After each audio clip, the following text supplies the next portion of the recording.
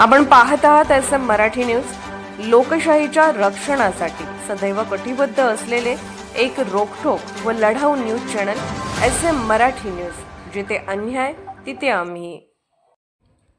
अतिग्रेत बिबट्याने पाडला कोंबड्यांचा फडशा। हातकणंगले या गावात विजय शामराव गोंधळी या शेतकऱ्याचे रामलिंग डोंगराच्या बाजूला लहान शेड आहे।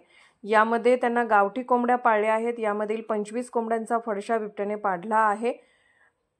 यामध्ये त्याचे अंदाजे 10,000 रुपयाचे नुकसान झाले आहे। या ठिकाणी वनाधिकारी मंगेश वंजारी यांनी आपल्या सहकाऱ्यांसह भेट दिली व त्यांनी बिबट्याच्या पावलांच्या ठशाचे निरीक्षण करून परिसरात बिबट्याचा वावर असल्याचे सांगितले आहे।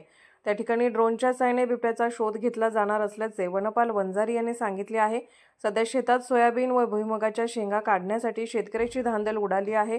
त्यात बिबट्याच्या वावराने शेतकऱ्यांच्यात भीतीचे वातावरण पसरले आहे।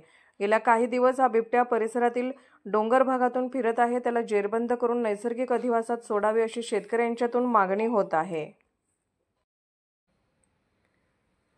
SM मराठी न्यूज चॅनलला लाईक करा, शेअर करा आणि सबस्क्राइब करा।